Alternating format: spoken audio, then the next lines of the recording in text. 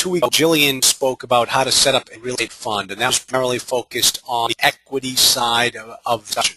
Today I'm with my go-to Eric Stewart, and we're not going to be talking about equity. We are going to be talking the debt side of the equation. So today it's going to be about an hour-long conversation. We're going to speak for about 45 minutes and then open it up for questions. As usual, if you look on the right-hand side of your panel, that's typically where it is. You'll see a chat box.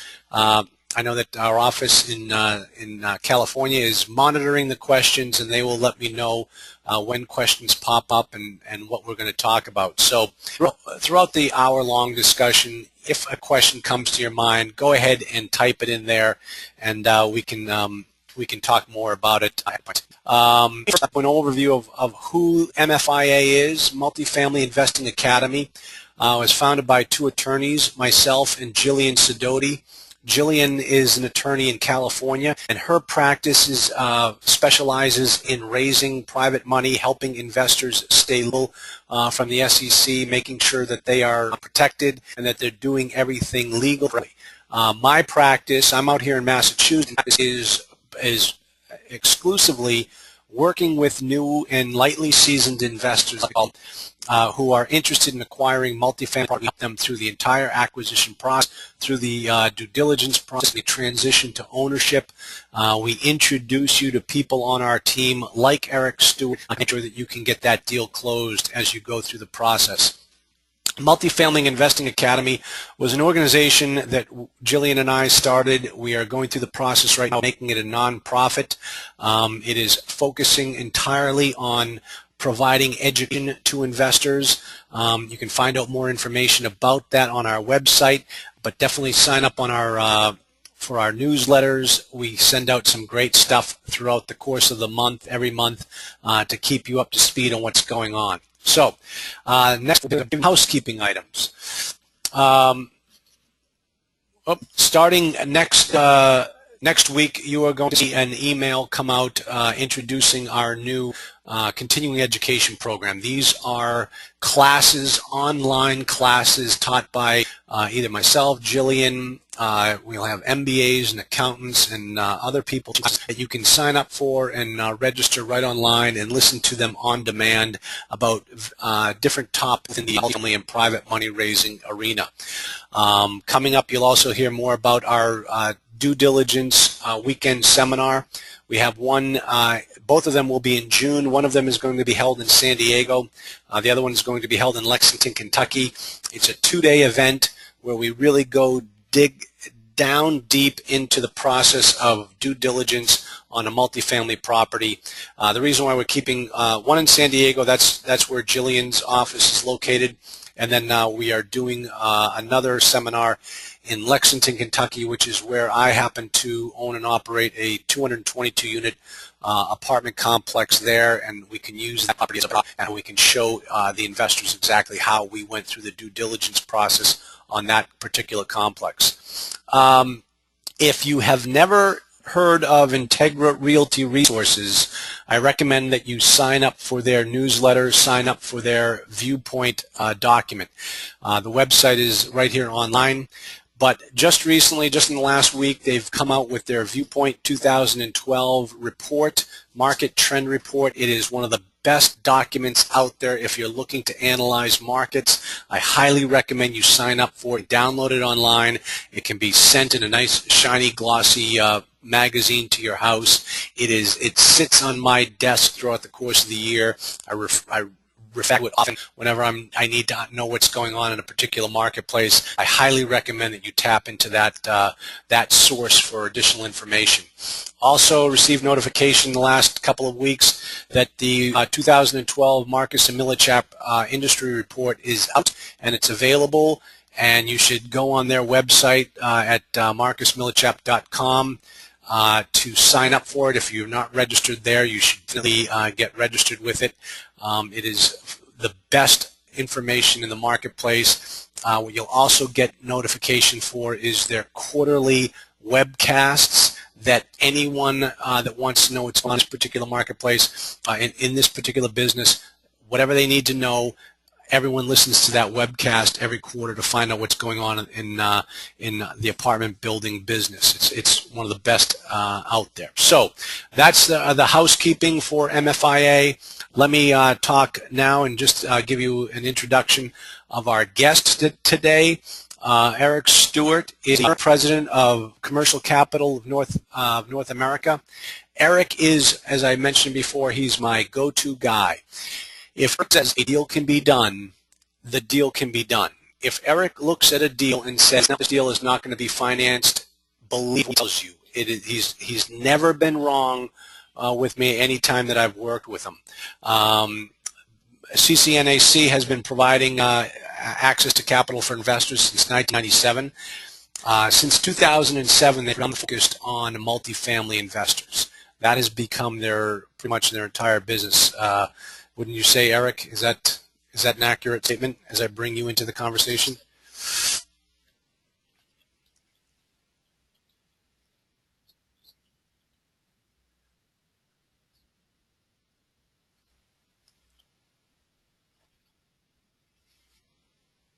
Okay. Now you can do deals all over the country, so no matter who's on the call here today, regardless of where they are, regardless of the size, property, or the submarket that they're in, you're a guy that can help them.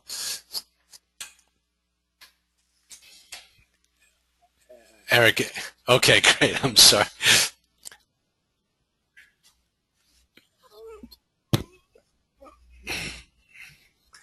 You sound fine, and if someone who is on the call, we have 300 people have signed up for the call.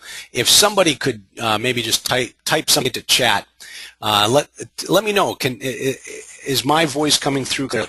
I'd appreciate any comment. So I will do my best to speak clearly and loudly and enunciate my words. So, Eric, what we really want to accomplish here today is to give the people on the call a very good understanding of exactly the process for getting a multifamily mortgage.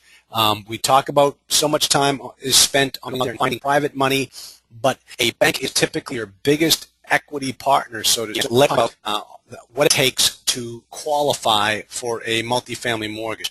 And I'm going to let you talk here, Eric, about what I call the alphabet soup of the multifamily mortgage business. So why don't you touch upon some of these items here, and then I'll just jump in whenever I need to. Thanks.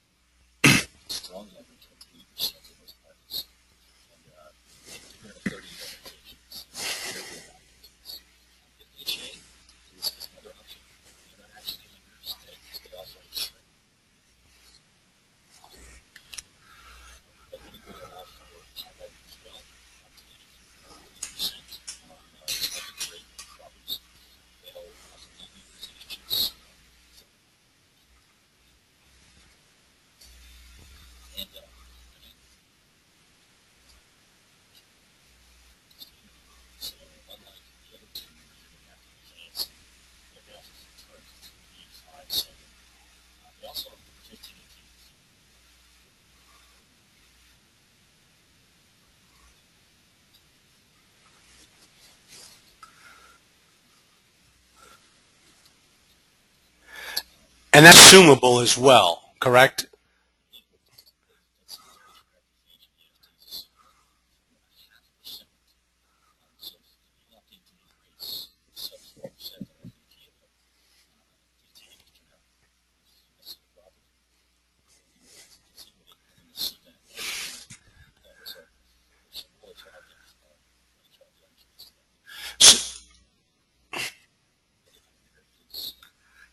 I would say, if the go ahead.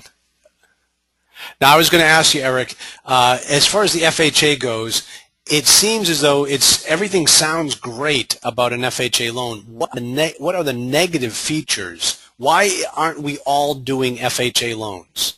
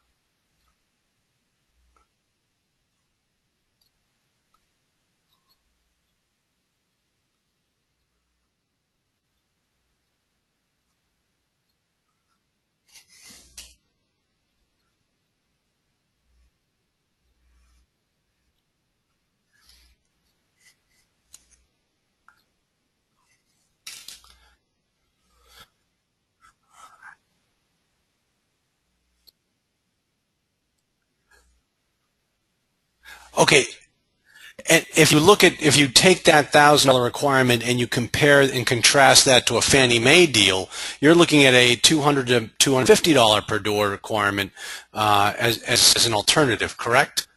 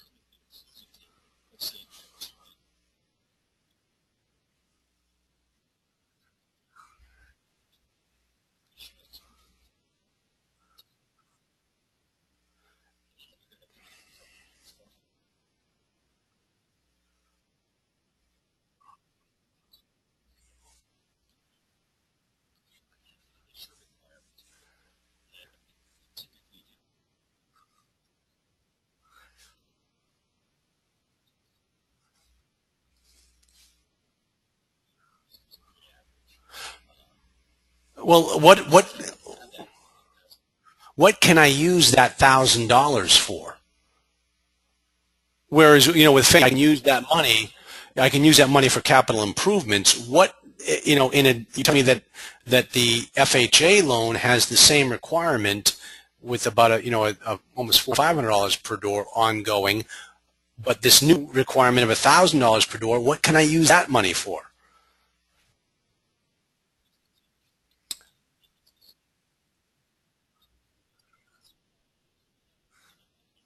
Okay.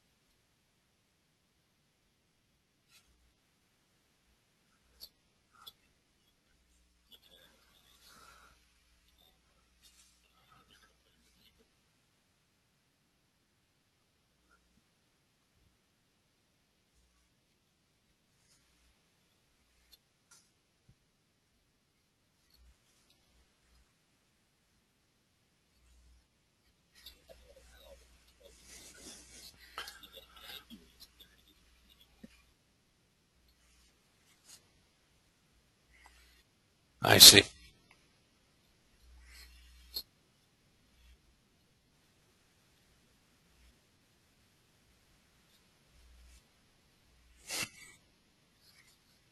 Okay. Now let's go through this last acronym of the DUS lender. That is a very common term, something that many of the new investors out there really get hands on. So why don't you give us a blow-by-blow on exactly what that means?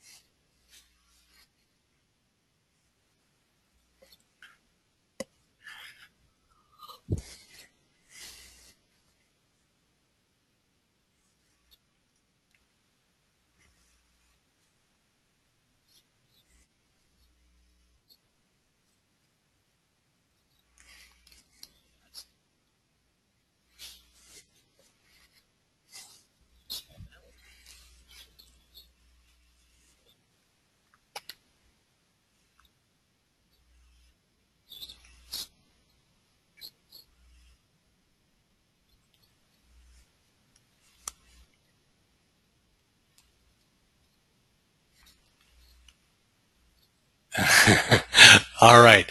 Let me just move ahead here. What elements of a loan should the new investor be shopping for? Obviously, we've got them up here, but I'd like you to just kind of walk us through each one of these elements and tell us, which one is more important than the other. Where should we keep our focus on? What types of things are negotiable with the lender as well?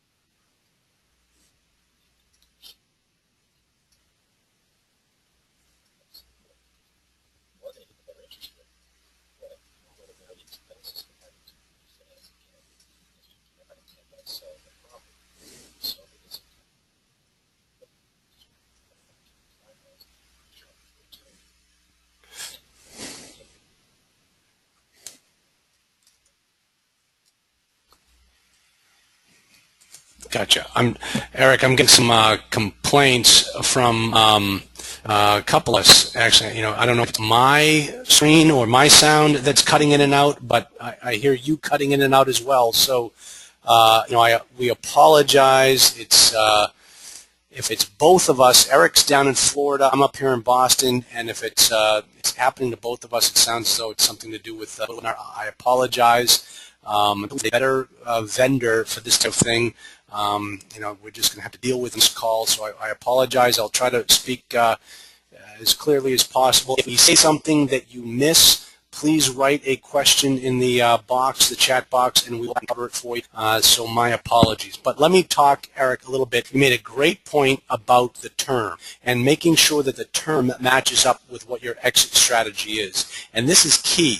If you are telling investors that that your property is going to be a 5-year hold, but you end up going out in a 10-year term, that poses a problem when it comes time to sell that property if there's any type of payment penalty. Would that be correct, Eric?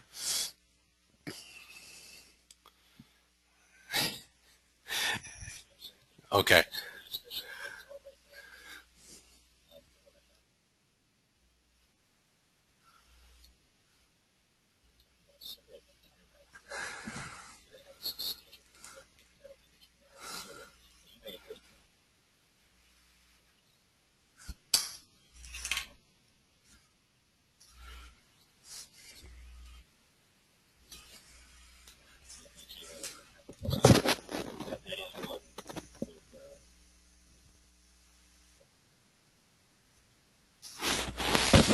Okay, we're getting word that it's my speaker that it seems to be the problem, so I can't blame it on GoToWebinar. I guess it's all me. Eric, you're sounding across fine, so I'm probably going to allow you to do more of the talking. I'll talk a little bit right now about leverage and the different types of leverage opportunities that are out there in the marketplace, because so many people come to me and they say things like, gee, I'm looking for a 100% loan or a 9% LTV. Can you give us the real picture on what goes on in the marketplace right now as far as the loan to value on a multifamily deal?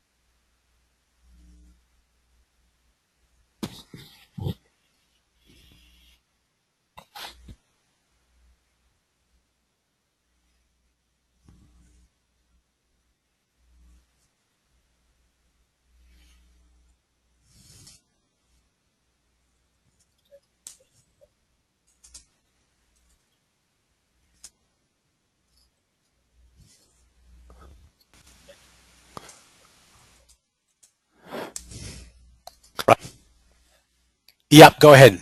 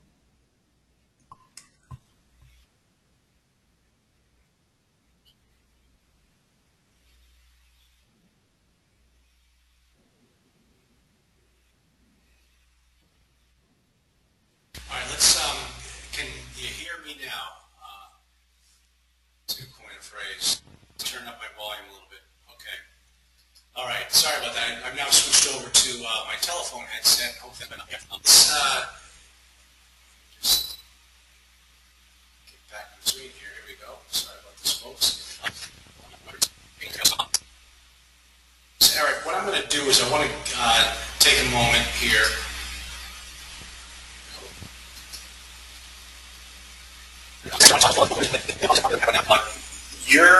You would come at them with different amortization periods based upon the type of property that's out there. So why don't you tell us how you would look at these particular deals from a debt financing standpoint? That way, when an investor is looking at a particular deal, they know, for me to figure out what my cash and cash return is going to be, what my return to my investors is going to be, I'm going to need to know exactly what type of debt numbers to use in my analysis. So let's take a look at the first one. Let's say it's a deal up in Pontiac, Michigan. Now, we all know what's going on in Pontiac. It would happen to be 150 units, $7.5 million purchase price. It was $88,000. If I came to you looking for a mortgage, what types of terms would you give me on that?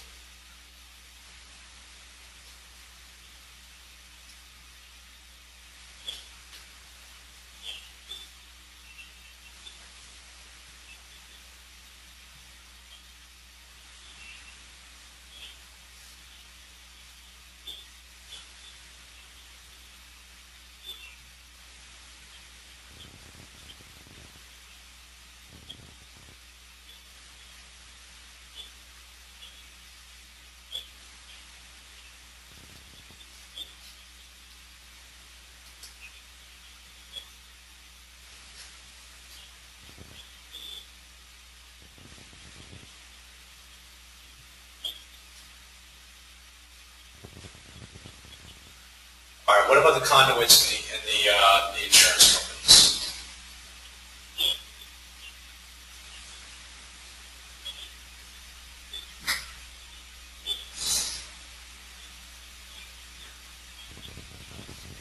Let's take a look at the next one. We're talking about a 20-unit property in the University Heights section of Dallas. It's a great property and it's running very well.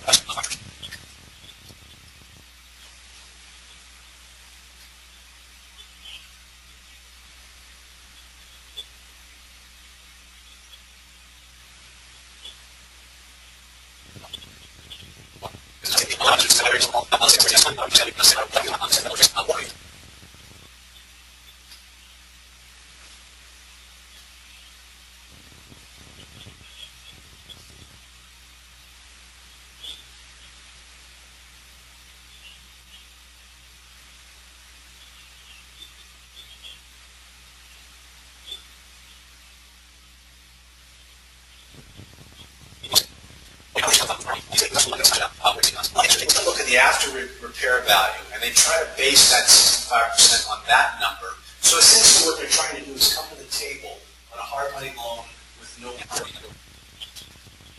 Right.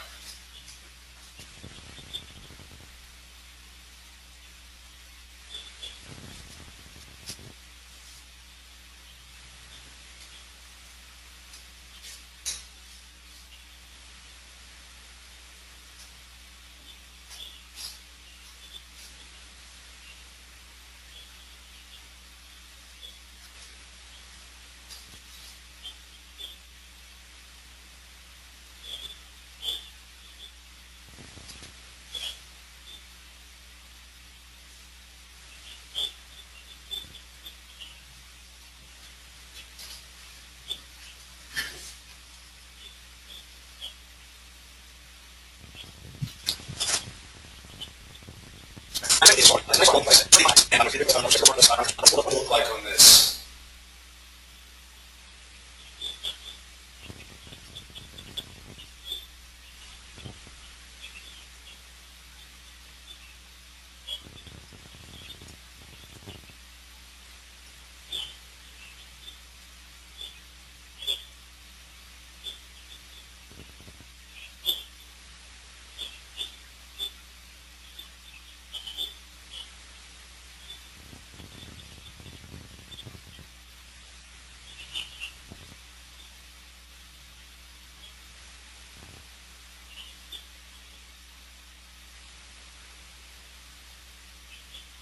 People need to understand when they're going to do the due diligence portion of their analysis is to the due diligence process. You know exactly what the concessions are, what the delinquency is, what your economic vacancy is running at, what your physical vacancy is running at, because when you're done, you ask those types of questions. So you've got to be prepared through your analysis to make sure that you've done that type of process. When should the process for financing a deal start? Let me just try this again.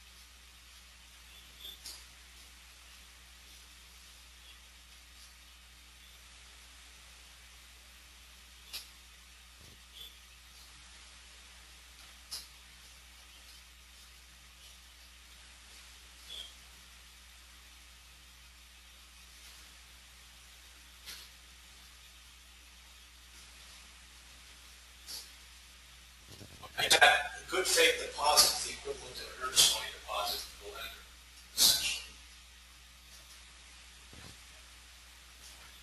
All right, so give us an idea specifically. I mean, because you mentioned some small cap properties and being. So give the investors on the call here an idea as to exactly what type of money are they going to have to write checks for during that financing period.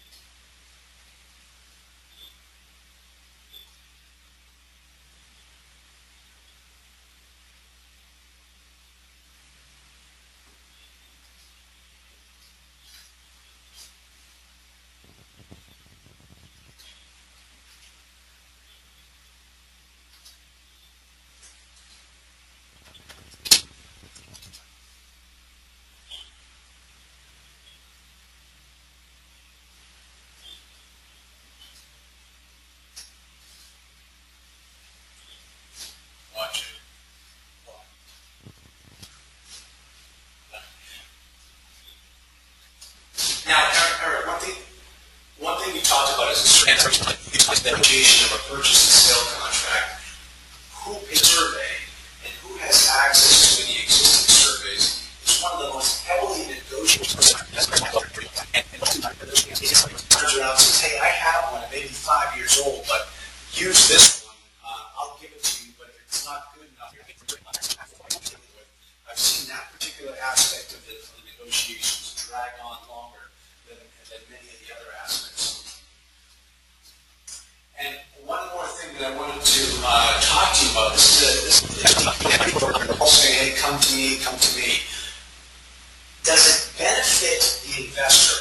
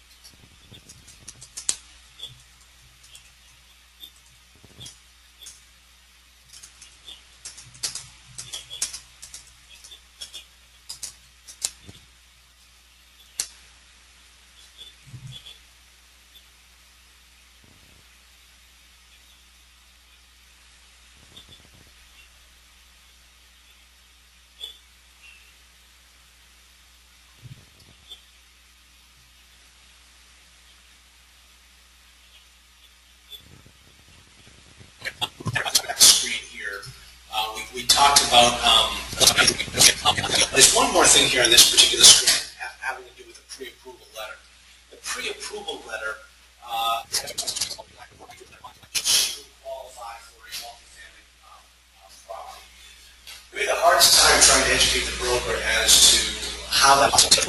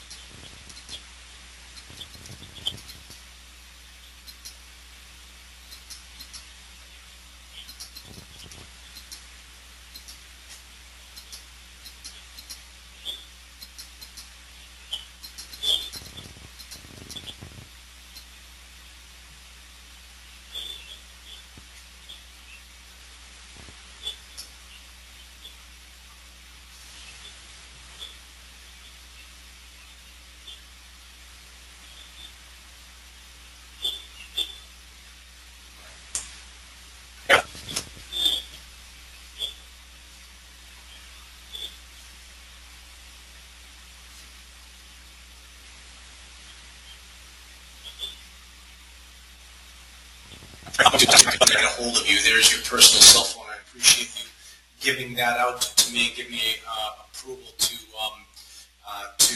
post that there. So anybody needs to get a hold of Eric, you can contact him directly there. Now, we're going to play a game because we're past the hour mark. But what I want to do is I'm going to ask, we've got some phenomenal, I'm going to ask the questions, go right through them.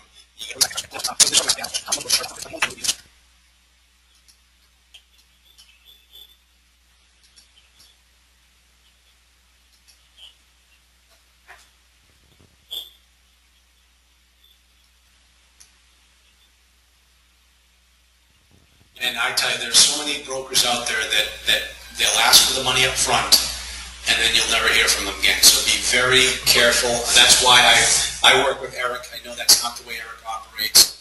That's why I'm recommending him here on this webcast. 30 seconds. Can you answer this question?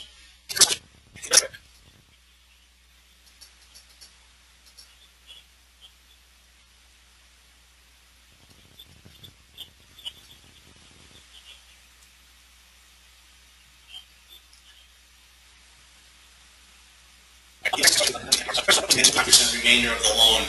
I think what he's referring to is how do you come up with your down payment? Now, obviously, you can come up with a down payment by raising equity, but you've got let's say a 55% loan to value option only available to you. I think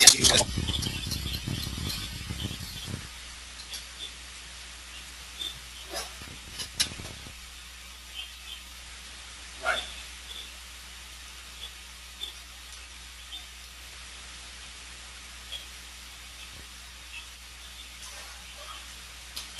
All right. Are you able to help with the mezzanine lending as well?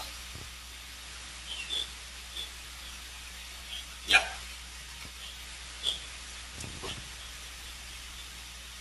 Okay. Is the lender's LOI the same as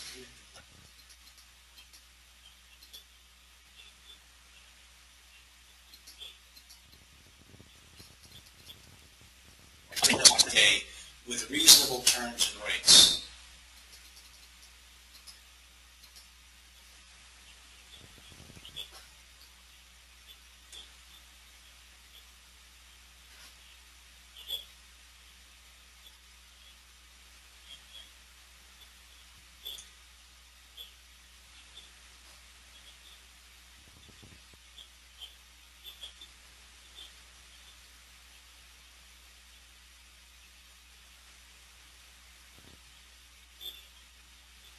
But one of the issues with those local banks is the very tight to 20 or 2 year amortization. Is that your experience?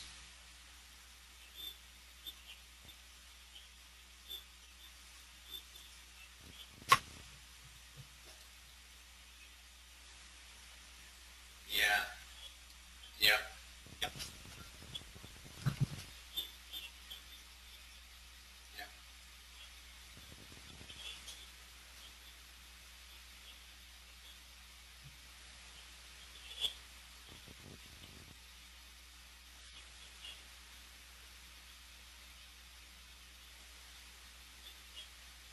Yeah, we had she knew enough to get the deposit receipt. So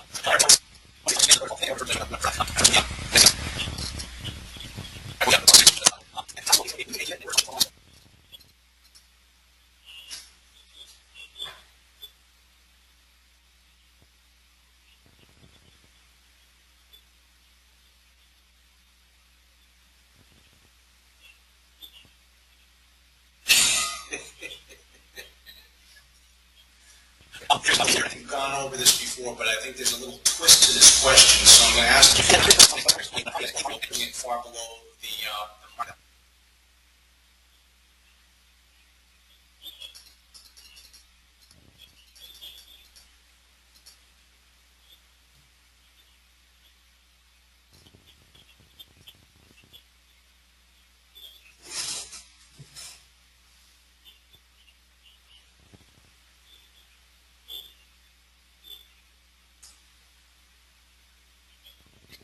no.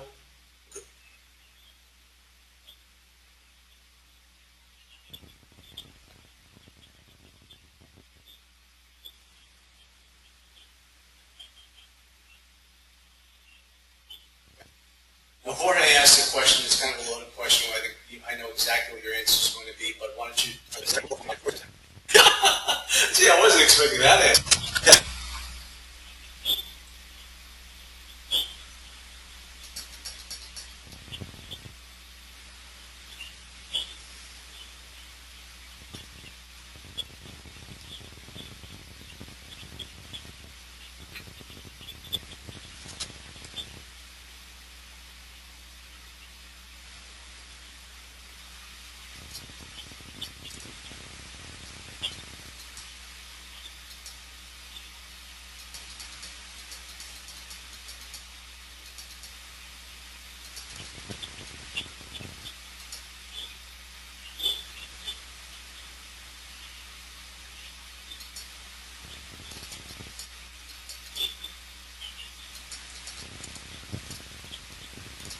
Let me ask. I'm going to wrap it up in two more to answer your question. My apologies. We will be back.